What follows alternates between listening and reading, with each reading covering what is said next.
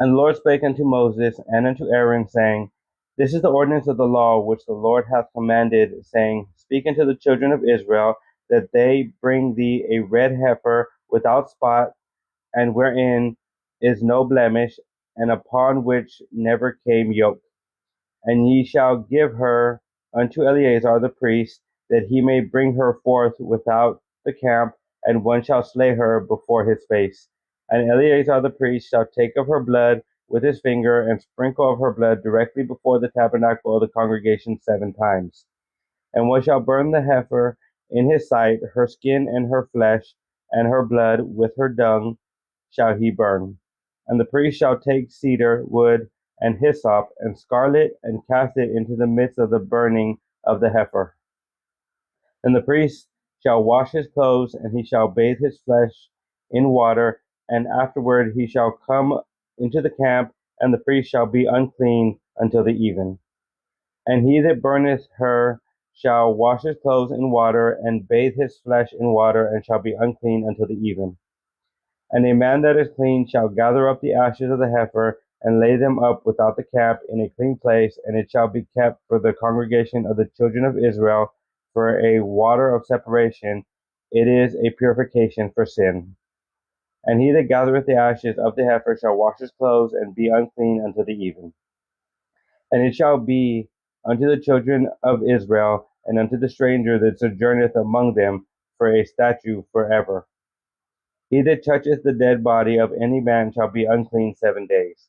He shall purify himself with it on the third day, and on the seventh day he shall be clean. But if he purify not himself the third day, then the seventh day he shall not be clean. Whosoever toucheth the dead body of any man that is dead, and purifieth not himself, defileth the tabernacle of the congregation, and that soul shall be cut off from Israel. Because the water of separation was not sprinkled upon him, he shall be unclean; his uncleanness is yet upon him. This is the law when a man dieth in a tent. All that come into the tent, and all that is in the tent, shall be unclean 7 days. And every open vessel which hath no covering bound upon it is unclean. And whosoever toucheth one that is slain with a sword in the open fields of a dead body, or a bone of a man, or a grave, shall be unclean 7 days.